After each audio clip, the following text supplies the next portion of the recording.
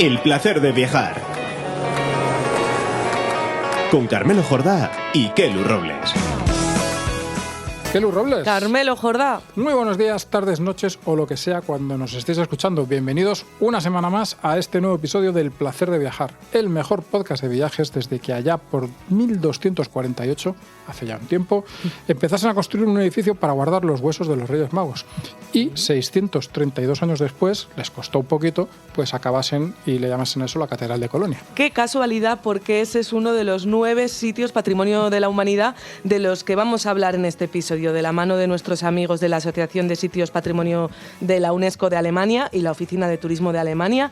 Este va a ser nuestro segundo episodio que dediquemos a todo ese patrimonio maravilloso que tiene ese gran país y que se merece no uno, sino muchísimos viajes. Y hoy vamos a hacer una ruta que a mí me gusta mucho, porque vamos a seguir uno de esos ríos míticos que dan forma a los continentes. Al final, de los nombres que te suenan de un continente, pues yo qué sé, estás en América, el Mississippi, el Amazonas, estás en África, el Nilo, estás en Europa, uno de los ríos de los que te suena así es el Rin, por supuesto. Y es un río en el que estuvieron los romanos, estuvieron los germanos, han estado Francia y Alemania, a veces a buenas y a veces no tan a buenas, por el que ha viajado la cultura, el comercio, que ha visto guerras, que ha florecido en la paz y a cuyas orillas están, no solo en Alemania, sino en otros países, algunas de las ciudades más importantes de Europa. Sí, además esta es una ruta pues llena de esos sitios maravillosos, con muchísimo arte, historia, cultura. Vamos, Carmelo, que hoy vamos a hacer un viajazo espectacular. Un viajazo espectacular y un episodio espectacular. Está mal que lo digamos, pero es que si no lo decimos nosotros, ¿quién lo va a decir? Pues sí, pero bueno, es que es la verdad. Porque espectacular porque no solo este gran viaje, sino que en la segunda parte nos vas a descubrir una de esas joyas escondidas que en España te sorprenden cada 2x3 y que en este caso te sorprende incluso con el nombre, porque es de Aragón, pero en realidad está en Castilla-La Mancha. Sí, me encanta esa manera de enfocarlo porque nos vamos a Molina de Aragón, que ya verás qué sorpresa de sitio. Pues venga, a viajar, que en este caso es un poco navegar. Como hemos dicho, en esta ocasión nuestro viaje al patrimonio de la humanidad alemán es a través del Rin y siguiendo la corriente de sur a norte, casi desde que entra en Alemania, ¿no? Sí, porque de hecho nos encontramos tan pronto con ese patrimonio excepcional como que está ya en la parte alemana del lago Constanza, que es obviamente esta sur de Alemania sirve de frontera entre 3 países, la propia Alemania, Austria y Suiza. Y además allí no es que hay un sitio Patrimonio de la Humanidad, es que hay 2. Sí, allí está la isla monástica de Reichenau, en mitad de una reserva natural y conectada a tierra firme a través de un puente, que el propio puente también es interesante. Allí había un antiguo monasterio que ejerció una notable influencia intelectual y religiosa en su época y tenía una de las mejores bibliotecas de Europa, una maravilla. Y a día de hoy se pueden ver vestigios del monasterio benedictino, fundado en el año 724, y 3 iglesias más, la de Santa María y San Marcos, la de San Pedro y San Pablo y la de San Jorge, construidas todas entre los siglos IX y XI y que en un solo lugar, que esto es la maravilla de este espacio, pues te dan una perspectiva de toda esa arquitectura que había en los monasterios de Europa en esta época tan temprana, sobre todo. Y a mí me gustan mucho las islas estas con puentes, una cosa que me llama mucho la atención. Me acuerdo, por ejemplo, de La Toja, pero que es una cosa que me encanta, que una isla a la que puedes ir andando. Pero bueno, siguiendo con nuestra ruta, muy cerca de la isla está, de hecho, a solo 10 kilómetros, están los palafitos o parte de los palafitos del entorno de los Alpes, un sitio que es patrimonio de la humanidad y en el que hay 111 lugares distintos en los que está registrado ese patrimonio.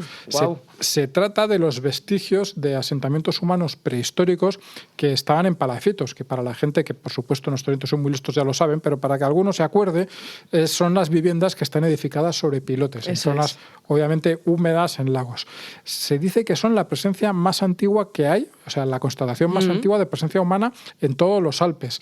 Y bueno, ocurrió durante el Neolítico y son muy peculiares. Desde luego a mí me llama mucho la atención esto porque en la idea que tenemos de este tipo de viviendas todos los asociamos, yo que sé, a Filipinas, al sudeste asiático, a países así, y resulta que, mira, se pueden ver en pleno centro de Europa, ahí en Alemania.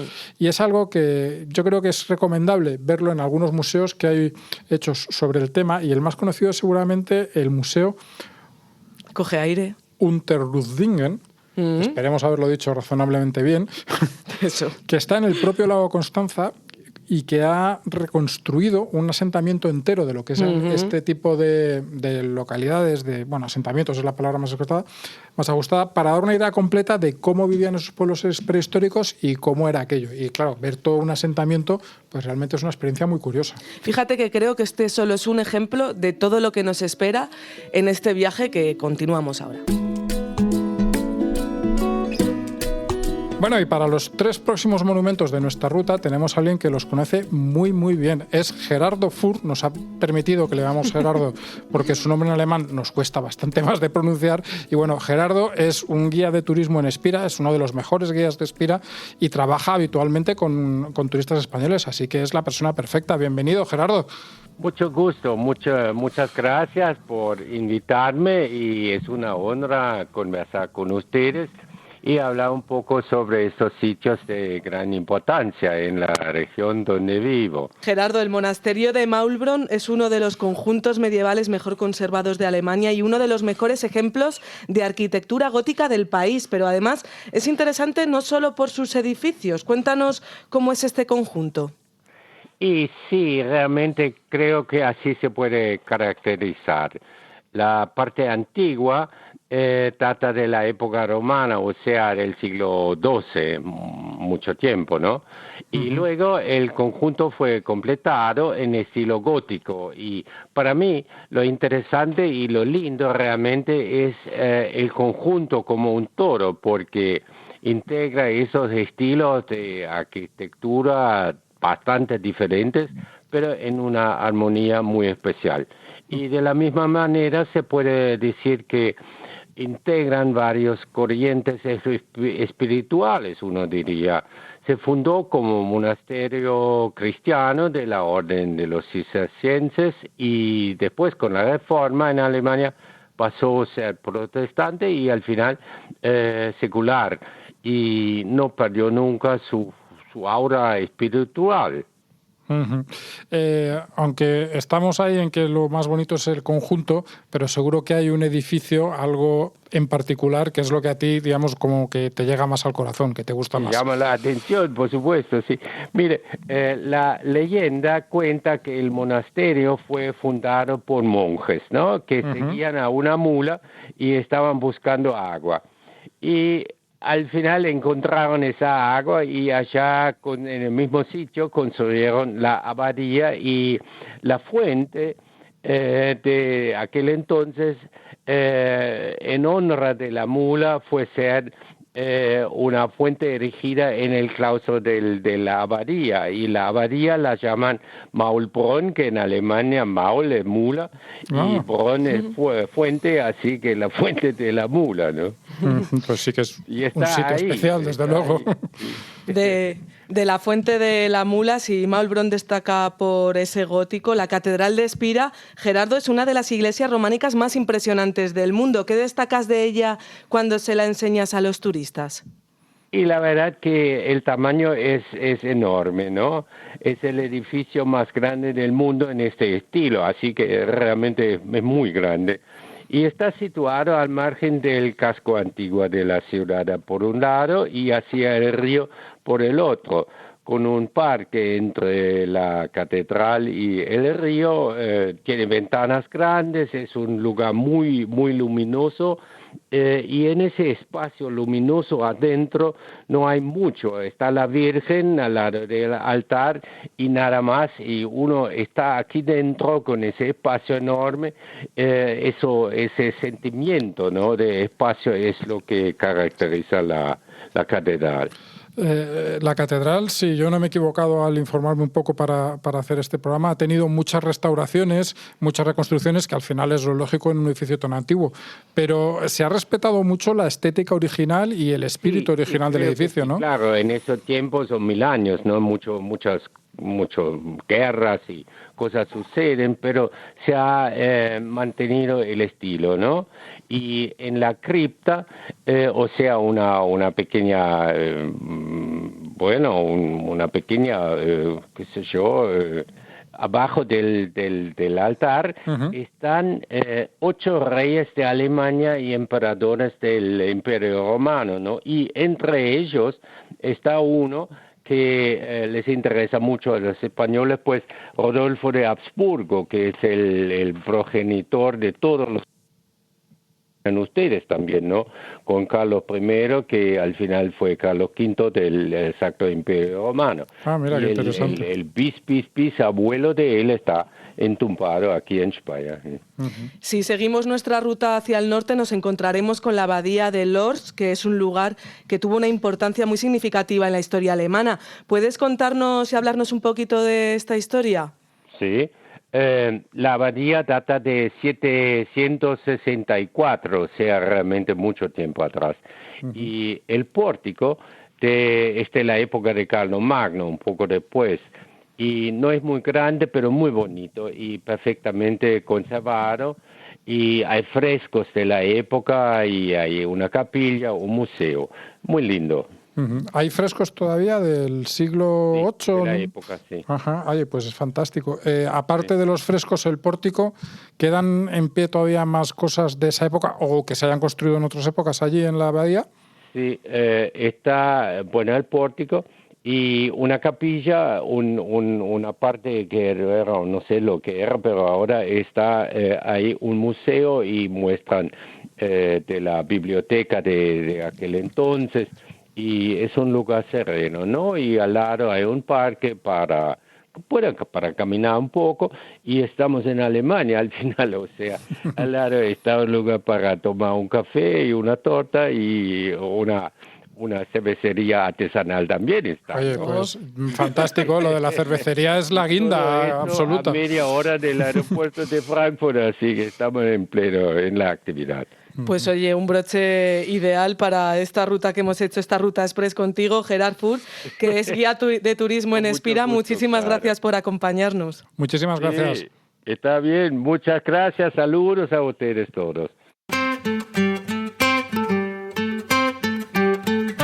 La siguiente parada podría ser en un sitio que, como los palafitos, está distribuido a lo largo de muchas zonas del territorio de Alemania, ¿no? Sí, es un sitio que me gusta mucho porque es la antigua frontera del Imperio Romano. Ya sabes que a mí las cosas con romanos siempre me encantan.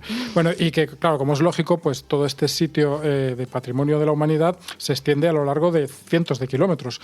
Hay muchos de estos lugares en los que se pueden ver restos de campamentos, de algunas infraestructuras. En otros, como Xanten, por ejemplo, no solo hay restos, sino que hay unas reconstrucciones que de verdad son espectaculares. Es que parece que estés invadiendo Germania tú mismo. Y luego hay ciudades como Colonia o Bonn, de Colonia hablaremos un poco más adelante, que tienen museos muy interesantes y se ven pues restos realmente llamativos del paso de Roma por la zona. Hay otros sitios que son alucinantes, que dices, oye, pero esto de verdad es romano, y lo es, que es, por ejemplo, unas canteras que están en una localización preciosa, muy cerca, por supuesto, del Rin, que es el río que nos está llevando, y bueno, en otros sitios más rurales, porque claro, es que esto, ya digo, hay sitios por toda Alemania, pues hay museos muy pequeñitos, a lo mejor del yacimiento que hay ahí, pero que tienen mucho encanto. Es el típico museo rural con 3-4 habitaciones, pero que la verdad es que está muy bien. Y yo vi también alguna reconstrucción de torres de vigilancia, de las torres que había en la valla de madera que separaba que hacía de frontera, que era el limes físicamente. Pues bueno, pues como digo, torres de las antiguas torres de madera que habían hecho los romanos y que están ahí reconstruidas, y la verdad es que está muy bien. A mí me gustaban estos sitios que están como así un poco más perdidos, porque realmente te sentías, no te voy a decir que en el Imperio Romano, pero casi. Claro, un poco desconectado. Ahí podrías poner en práctica lo de la expresión esta moderna de ¿qué es tu imperio romano? Bueno, pues aquí tu imperio romano es el propio imperio romano. Bueno, tenemos que seguir la ruta. Aquí no podemos parar. No podemos parar, y para ello tenemos otra invitada muy especial, que es la segunda vez que nos visita, María Jesús Tomé. Es periodista y editora del portal tusdestinos.net y productora audiovisual. Y hoy nos hablará de una parte de esa ruta que ella ya ha hecho desde Bingen hasta Colonia. ¿Qué tal, María Jesús? Wie geht es Ihnen? No sé si lo he dicho bien, ¿verdad que no? Sehr gut. No. Bueno, es que estamos todavía en nuestros primeros pinitos de alemán y nos va a costar un poco. Yo es que ni lo intento. Bueno. Oye, bienvenida, María Jesús. Muchas gracias, Kelu, ¿cómo estáis? Oye, vamos a visitar contigo 3 destinos de esta ruta siguiendo el Rin, el Valle Superior del Medio, del propio río, los palacios de Augustusburg y Falkenlust, a ver si lo he pronunciado bien, en Brühl, y Colonia, donde está el monumento más visitado de todo el país, que es su famosa catedral. Como es una ruta de sur a norte, vamos a empezar, si te parece, por el Valle Superior del Medio Rin. ¿Qué destacarías de esa zona? Es una zona también conocida como el Rin Romántico. Ese nombre me gusta más. ¿Verdad que sí? Nos quedamos con el Rin de unos Romántico. 65 kilómetros que va desde Bingen y Rudesheim am Rhein, en Hesse, hasta Koblenza, que está en el Estado Federal de Renania-Palatinado. Fue incluido en junio de 2002 como Patrimonio de la Humanidad por la UNESCO, debido a que es un paisaje cultural con un amplio patrimonio histórico, geológico, industrial y cultural, abarcando un área de protección de más de 27.000 hectáreas. Oye, que es bastante territorio, 27.000 hectáreas. Cuéntanos un poco más cómo es viajar por esa zona. ¿Cómo fue tu experiencia por allí? Es un recuerdo fantástico porque a orillas del Rin podemos ver muchos lugares con un gran encanto, pueblos y ciudades de origen romano, que he oído, Carmelo, que te encanta, castillos medievales y extensos viñedos ubicados en laderas con mucha pendiente. También te das cuenta que el Rin no es solo un río idílico, sino que es una arteria económica para Alemania, ya que navegan por él buques de carga y por su orilla pasan trenes mercantes. Comenzaría en Rudesheim am Rhein, que es una localidad a orillas del río que marca la frontera de Hesse con Renania-Palatinado. Está en una de las regiones vinícolas más importantes de Alemania. Hay lugares como Trechtinghausen, que es otro pueblo encantador ideal para hacer un picnic a orillas del río y tomar excelentes fotografías de los castillos situados en los alrededores del bosque de Bingen. Entre los castillos que podemos conocer en Trechtinghausen destaca el de Rheinstein, que es una fortaleza que data del siglo XIII, y el castillo impresiona sobre todo por su fachada neogótica, aunque hay una parte que está en ruinas, básicamente. Lo que sí recomiendo es subir hasta lo más alto de la torre para obtener unas vistas formidables de los alrededores. Oye, pues qué de cositas así según hemos empezado. Marichus, ¿qué pueblo del Valle Superior del Rin Medio te gustó más? Baccarat, sin duda. Es precioso, de postal, instagrameable. Está en el distrito de Maguncia-Bingen. Ahí hay casas con entramados de maderas y flores en los balcones, calles empedradas, ruinas de capillas medievales y un fabuloso castillo que emerge de los cultivos vinícolas. Y justo en la orilla opuesta del Rin está St. Warshausen, en donde hay que subir hasta la roca de Loreley. Es un enorme risco de más de 100 metros de altura, que es uno de esos sitios en Alemania que parece sacado de una película porque el paisaje es muy bonito, pero además hay alrededor de él historias enigmáticas. A ver, cuenta las historias. Sí. Allí decían que allí vivía una sirena que atraía con sus cánticos a los barcos que se quedaban encallados en las rocas que están en la base de la montaña, y muchos de ellos se hundían y morían muchos marineros de agua dulce. Bueno, es una leyenda, ya se sabe. Sí, pero las sirenas... Las mujeres siempre somos las malas de la película. Sí, verdad. en las leyendas la verdad es que suele tocar el papel chungo. Sí, ahora mismo en este sitio hay un parque maravilloso para familias. O sea que también es muy recomendable para la gente que viaja con niños. Otro punto imprescindible de la ruta es Bockpark, que es una ciudad fundada por los romanos, en la que podemos probar una deliciosa copa de vino proveniente de los viñedos de la zona. Allí se puede subir al mirador de Rin Gedeonsek y admirar el fabuloso meandro Boppard de Ham en forma de herradura y que el Rin deja en esta localidad. A mí me gusta mucho cuando se viaja, digamos, por un río o con el hilo conductor de un río, que es el caso que hacemos ahora, estas oportunidades que hay de apartarte un poco y ver la perspectiva y verlo desde lejos. Y me gusta mucho también una cosa que has dicho antes, que es lo de que es un río vivo, que todavía pasan muchas cosas por allí, pasa mucha parte de la economía por allí, y eso yo creo que siempre es súper entretenido de ver. No es una cosa simplemente arqueológica.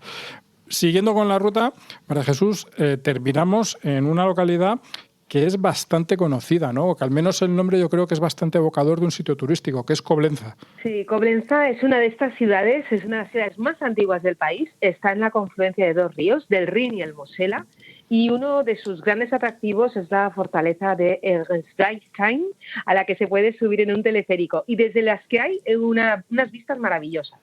Se trata de un castillo del año 1000, que fue remodelado y reconvertido en fortaleza. Es una de las más grandes de Europa y hay cosas muy interesantes dentro, tanto para adultos como pequeños. Y de la ciudad no solo destaca por la fortaleza, su casco antiguo también es espectacular y vale la pena conocerlo y ver las 4 torres, la casa de guardia principal, la Hauptwache, la fuente Schengel y el castillo de Stonzelfen, a orillas del Rin. Y aunque la ruta del Valle Superior del Medio Rin acaba oficialmente en Coblenza, entre comillas, oficialmente, a mí me gustaría dar a los oyentes un bonus track, porque eso está muy bien. Coblenza eso está muy bien, ¿verdad? Todo lo que sea más, estamos a favor. Está Andernach, que también es una de las localidades más antiguas de Alemania, donde está el centro de interpretación del geyser, en el que se puede ver la erupción del mayor geyser de agua fría de todo el mundo. Anda, pues sí que era inesperado esto. Sí, Mira sí, que íbamos pensando en todos esos castillos y fortalezas y, oye, este bonus extra me encanta. Tan inesperado como que yo no sabía que había geysers de agua fría. Así de ignorante soy sobre el tema. Claro. Y es impresionante, ¿no? Me imagino. Es impresionante y la verdad que es una visita muy recomendable porque aparte es eso, es que te sorprende muchísimo que en el Rin esté el geyser de agua fría más alto del mundo. Pues sí. Oye, vamos a seguir nuestro paseo por la ribera del Rin. Tenemos que ir en nuestra siguiente parada a Brühl. Sí, porque allí están los palacios de Augustusburg y Falkenlust, que pertenecieron a los príncipes arzobispos de Colonia durante el siglo XVIII. Son 2 de los monumentos más significativos de los estilos barroco y rococó de Alemania. Y desde el año 1984 están inscritos como Patrimonio de la Humanidad. El Palacio de Augustusburg era la residencia del príncipe arzobispo de Colonia. Muchos artistas europeos de renombre trabajaron en su construcción, como por ejemplo Balthasar Neumann, que diseñó la espectacular escalera. Por su parte, el Palacio de Caza de Falkenlust está en el extremo de un bosque y fue el palacio favorito de Clemente Augusto, arzobispo elector de Colonia del siglo XVIII. Esta casa de campo se construyó a mediados del XVIII para practicar la cetrería. Es un palacio precioso, conocido por su simetría y los muros cubiertos de conchas y piedras. Oye, si hay algo que me gusta de cuando viajas por Alemania, bueno, a mí me gustan muchas cosas, pero una cosa que me gusta mucho son los cargos. Arzobispo elector, no me diréis que no. Oiga, ¿tú de qué trabajas? Yo soy arzobispo elector de Colonia. Es una cosa que viste. La verdad es que viste mucho este cargo, ¿verdad? Arzobispo elector. Y realmente es así, tiene esta nomenclatura. Imagínate eso en una tarjeta, María José. Toma mi tarjeta, soy arzobispo elector. Bueno, en fin, bromas aparte, hemos hablado de Colonia y solo nos queda, de hecho, ese último, digamos, en la ruta que vamos a hacer, en esta parte de la ruta que vamos a hacer contigo, ese monumento que ya comentábamos antes, que es el más visitado de toda Alemania, que es la catedral. Yo además he estado en 2 ocasiones en Colonia, una para ver los mercadillos de invierno, que es un viaje muy típico, y otro viaje que yo creo que a Kelo le va a gustar, estuve para disfrutar del Festival de Eurovisión que se celebró en Düsseldorf en 2011. Anda, pues sí, Düsseldorf y Colonia está muy cerca, entonces desde allí pues fui y fue en esta vez cuando pude subir los más de 500 escalones de la torre sur de la majestuosa Catedral de Colonia, que se encuentra además a orillas del Rin. Y hay que estar en forma, porque aparte es una escalera de caracol donde sí que puedes hacer alguna parada de vez en cuando, pero has de subir 157 metros. Wow. Desde arriba ves a las personas como si fueran hormiguitas, concretamente 157,38 metros. Que no está nada mal, vamos a ver. No, nada mal. En su momento, eso es del siglo XIX, se acabó en el siglo XIX, esa altura la convirtió en uno de los edificios más altos del mundo y su campanario gótico es el segundo más alto de Alemania, solo por detrás del de la iglesia de Ulm, que sí que es la iglesia más alta del mundo. Pero que no es Estamos catedral. hablando de Catedral de Colonia. Exacto, o sea, la catedral más alta es la de Colonia porque la de Ulm no es catedral. Así que ahí tenemos un punto a favor. Es iglesia. Y aparte la Catedral de Colonia sobrevivió a los bombardeos durante la Segunda Guerra Mundial, aunque gran parte de la construcción no sufrió daño. Las bóvedas de la nave central y del crucero norte sí que fueron destruidas. La reconstrucción duró 11 años. Hay una cosa ahí, si me dejas recomendarle a la gente, María José, que lo busquen por internet porque hay fotos de ese momento de la catedral que son francamente llamativas. Es una cosa que está curiosa ver. Pues la verdad es que también es recomendable. Yo la verdad es que esas fotos no las he visto, pero ahora que me lo dices voy a googlearlo y voy a buscarlo porque sí que es interesante pues este momento, ¿no?, que vivió la catedral tras la Segunda Guerra Mundial. Y un último detalle importante es que dentro de la catedral se encuentra un relicario donde supuestamente están los restos mortales de los 3 Reyes Magos. Y fue un regalo del emperador Federico I, llamado Barbarroja, a la iglesia de Colonia tras conquistar Milán a mediados del siglo XII. Y estas reliquias convirtieron a la Catedral de Colonia en un importante centro de peregrinación europeo. Bueno, yo te voy a decir que supuestamente no. Los que creemos en los Reyes Magos sabemos que están allí, por supuesto. Sus restos. Eso no lo podemos negar.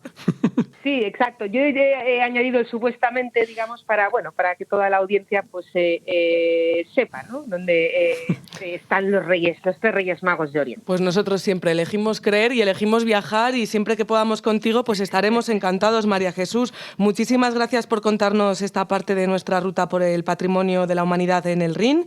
Ha sido un placer y, como siempre, esperamos volverte a ver pronto por aquí. Pues muchas gracias a vosotros. Hasta luego. Carmelo, pues ya solo nos queda uno de esos sitios patrimonio de la humanidad, y me parece que es de los que te gustan a ti. Pues sí, porque ya sabes que a mí estas cosas de lo que llaman el turismo industrial a mí me encantan. Sí. Y además son muy fotogénicas, que claro, es algo que yo siempre voy con la cámara y es algo que agradezco.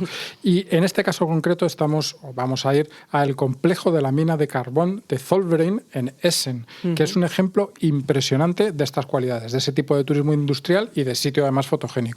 Estamos en un sitio en el que se ha extraído el carbón durante 150 años, y durante esos 150 años no solo se extraía carbón, sino que ha sido una de las minas más grandes de Europa. Además, se construyó allí mismo una fábrica de coque, que es una especie de derivado del carbón para que sirva de combustible, que también era la más grande de Europa. Así que las instalaciones que puedes ver hoy en día son enormes, o sea, es de estas cosas que te hacen sentir pequeño. Y luego, además, en este caso concreto, tiene un extra que ya te puedes imaginar lo que me va a gustar a mí, que es que hay una serie de edificios que tienen un gran valor arquitectónico. Eso no es tan habitual en las minas. Y en este caso concreto hay uno que es el Pozo 12, que es el más famoso de todos, pero claro, es que es el más famoso porque es un edificio de los años 30 construido en estilo Bauhaus, que es, ya sabes, una de mis debilidades, y que de verdad es maravilloso. Es que tú lo ves y parece más, no sé, como una especie de catedral moderna. Es una cosa que no lo asocias a una cosa tan... No es un estilo que se asocie a algo así tecnológico, puramente minero, industrial, que dice, no es algo, y de verdad es espectacular. Qué bonito. Fíjate que estaba yo pensando, la de cantidad de cosas que hemos contado en este capítulo sobre esta ruta en Alemania, con paisajes, arqueología, un montón de historia y de historias, y encima con ese río maravilloso y que sigue vivo y sigue siendo pues una parte fundamental de Alemania. Es que Alemania es un país así, está lleno de cosas que ver, está lleno de sorpresas, vamos a ver maravillas de épocas muy distintas, y lo que hay que hacer, lo que tienen que hacer ustedes, queridos oyentes, es animarse e ir ya para allá. I'm waiting on another life. I'm sitting on the rooftop looking. Pues acabamos de dejar una zona imperial preciosa y maravillosa de Alemania y nos vamos a una ciudad o pueblo, no sé cuál de las dos es la palabra más correcta, que está ahí en la provincia de Guadalajara, cerquita, y por donde has pasado creo que no hace mucho. Pero a ver, cuéntame, ¿dónde está Molina de Aragón exactamente? Porque, insisto, Aragón en el nombre y Guadalajara en el lugar, eso es confuso. Sí, llega a poder ser confusión. A mí me pilló de paso en un viaje que yo me iba a Teruel, concretamente a Beceite, y pasando por la carretera pues pensamos, oye, una parada en Molina de Aragón, porque se escucha tanto hablar de ese nombre. ¿Y dónde está? Está en Guadalajara, realmente, en la provincia al noreste de la provincia de Guadalajara. Y oye, me sorprendió muchísimo porque yo iba como de paso y me encontré, bueno, para empezar, el castillo del que ahora os cuento cositas. Me encontré pues una ciudad, pueblo, la verdad que con bastante historia. El castillo es de los más impresionantes de España. Sí. Y luego dices que vas de paso, y a mí me llama mucho, esa zona siempre me sorprende mucho porque yo estoy acostumbrado a pueblos como los de la provincia de Alicante, que son pueblos muy pequeños y están a tiro de piedra uno de otro. Puedes ir perfectamente andando a 4 pueblos distintos en un paseo un poco largo sin preocuparte, y en cambio en esta zona tú te adentras a partir de esa zona de antes de Molina de Aragón, y a partir de ahí los pueblos están separados, por miles de kilómetros. Lo cual aporta cierta magia, porque de repente estás en la nada y te encuentras con ese castillo ahí presidiendo y con toda esa localidad, y es una maravilla. Yo quiero daros varias razones para dejaros caer y que no solo sea una cosa de paso, para que investiguéis más. Nos recomiendas 100% sí, no supuesto. Pasar por Molina, sino quedarse.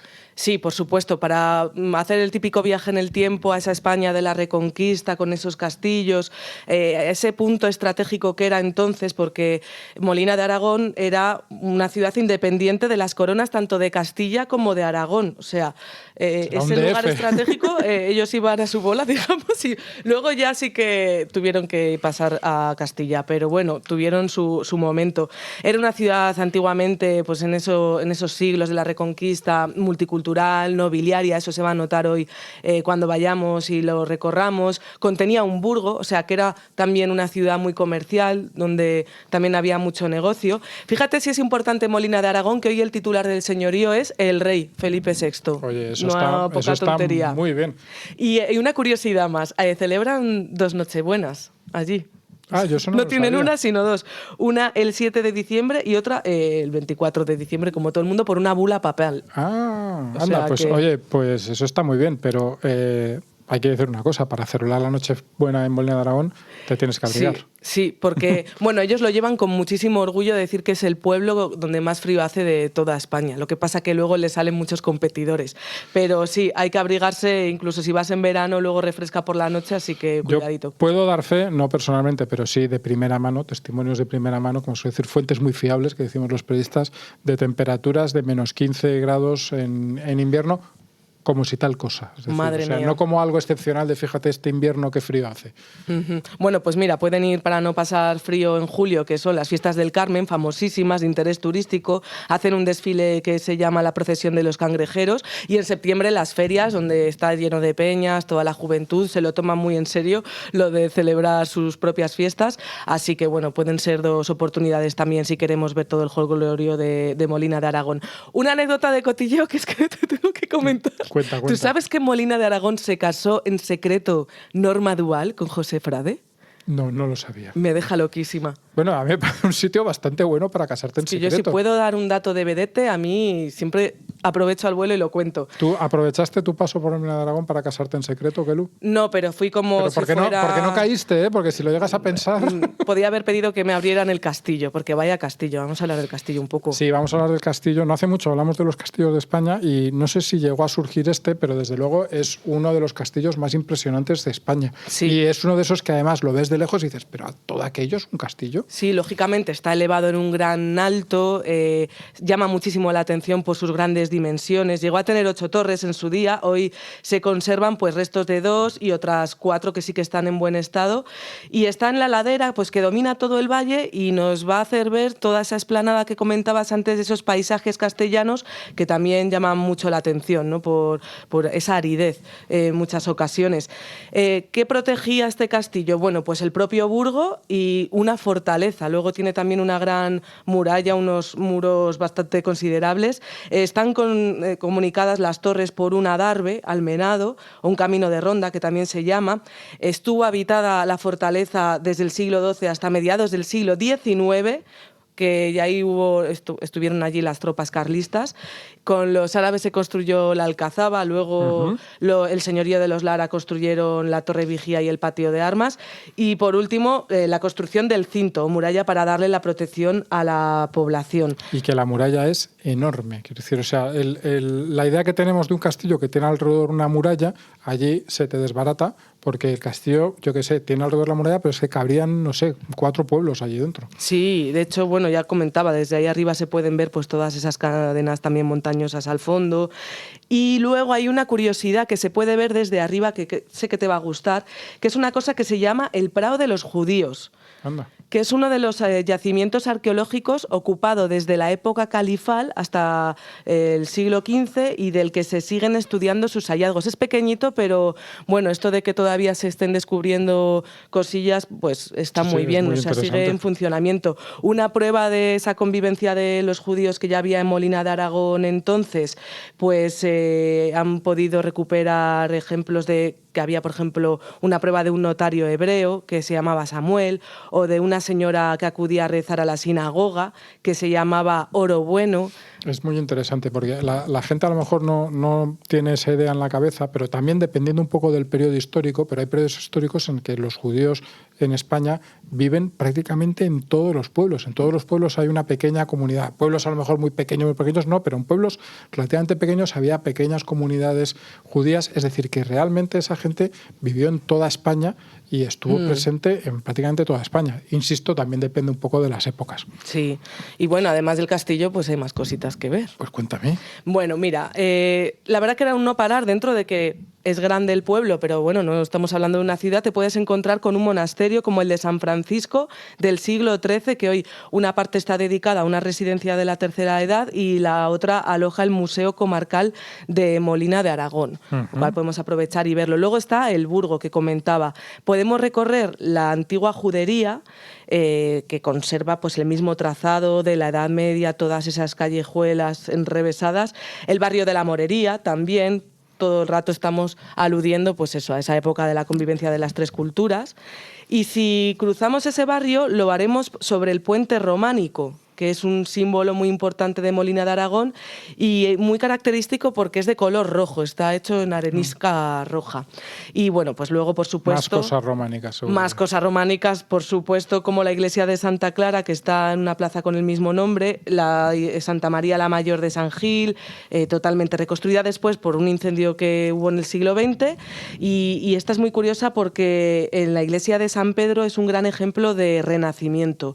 Tiene la típica preciosa espadaña mudéjar y bueno, pues también para ver algo de neoclásico, o sea, tenemos ejemplos de pues todo prácticamente todos los estilos. Todos los estilos. Podemos ir al convento de San Francisco para ver un poquito de neoclásico. Y luego me has dicho al principio que era una ciudad noble y eso supongo que implica que todavía quedan por allí, pues una ciudad noble, una ciudad con nobleza, noble también, por supuesto, los de Molina que no se nos enfaden, pero supongo que eso implica que también todavía quedan ahí palacios de este tipo, el típico palacio rural castellano, que es una cosa muy bonita que ver. Bueno, y si fuera uno, es que hay un montón. Una vez que abandonas, digamos, la zona de las afueras y ya te adentras en ese casco histórico de Molina de Aragón, pues te vas a encontrar con la Casa del Obispado Díaz de la Guerra, con el Palacio de Arias, el de los Montesoro, y todos ellos también llama mucho la atención allí el de los Molina.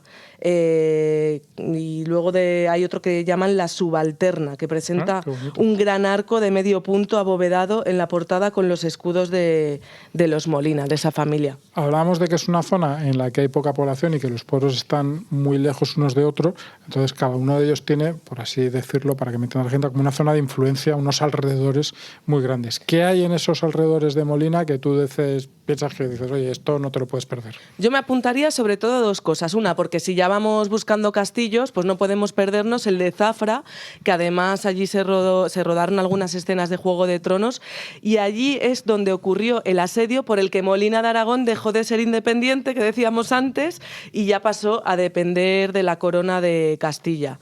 Luego, ya en la parte natural, otra cosa que yo aprovecharía para hacer sería una ruta por el barranco del Lao de Corduente, y si no, nos dejamos caer por allí, que se pueden hacer fotos muy, muy bonitas, porque esto es un gran cañón rojizo que ha sido labrado por el río Gallo. Yo estuve, no te lo he dicho, pero estuve hace muchísimos años en Molina de Aragón, una cantidad de años que, vamos, no quiero reconocer ni pensar en cuántos son, y una de las cosas que realmente recuerdo es La Hoz, que era un sitio precioso, un sitio natural espectacular.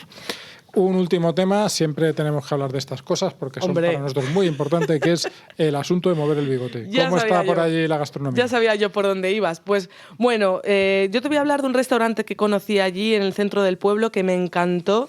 Se llama Catacaldos. Es un lugar modesto, pero que cuida muchísimo, muchísimo el producto, la atención. Al final lo que hace es una versión de un asador, que esto es algo pues muy típico en toda esta zona, y por recomendaros que no os perdáis cordero asado. Bueno, un asador, pues que vamos a pedir cordero asado. Trucha a la molinesa, que esto me llamó mucho la atención, que lleva un sofrito de ajos, pimientos y tomates. Migas pastor, las de allí, con chorizo. Como Dios manda. Gachas manchegas, longaniza, judías blancas con perdiz, gallo de corral con salsa de almendras. Esto me pareció que ejemplifica mucho lo de la convivencia de las culturas, ¿no? Porque algo así con una salsa de almendras, ¿no te suena como un poco árabe? Sí, es posible. La verdad, hombre, los árabes utilizan las almendras para un montón de cosas, sobre todo para los dulces. Pero... Sí, y bueno, allí si vamos a Molina tenemos que probar las hojuelas de Molina, que son muy típicas, sobre todo en Semana Santa, pero que se pueden probar allí en las confiterías durante todo el año y que están hechas con un hojaldre muy, muy fino y miel. Ay, eso tiene una pinta. Se me ha abierto el apetito. Estamos grabando esto a mitad de la tarde, ya hace un rato que hemos comido y yo efectivamente no puedo controlar la salivación, compensar con esas hojuelas de Molina. Bueno, Kelu, pues hemos hecho un programa fantástico, hemos viajado a Alemania una vez más, nos queda un viaje más al patrimonio de Alemania que haremos después de las vacaciones de verano, así que todos atentos y será también estupendo. Y además hemos viajado a Molina de Aragón, que es esa sorpresa que está ahí, iba a decir cerca de Madrid, que es donde estamos nosotros, no demasiado. Pero a nuestros oyentes algunos seguro que pillará cerca. Sí, seguro. No, y tampoco está tan lejos de Madrid. Es un sitio al que puedes ir perfectamente en un fin de semana y disfrutarlo mucho. Y nada, hasta dentro de una semana ya nos quedamos sin cosas que contar. Bueno, pero la semana que viene volveremos a la carga con otras muchas y para llevaros de viaje como siempre. Hasta la semana que viene, Carmelo. Hasta la semana que viene. El placer de viajar con Carmelo Jordá y Kelu Robles. Escucha este y otros programas cuando y donde quieras a través de los podcasts de Libertad Digital y Es Radio. Instala nuestra aplicación para iOS o Android. Entra en nuestra web Es Radio FM o búscanos en iVoox, Apple Podcast o Spotify.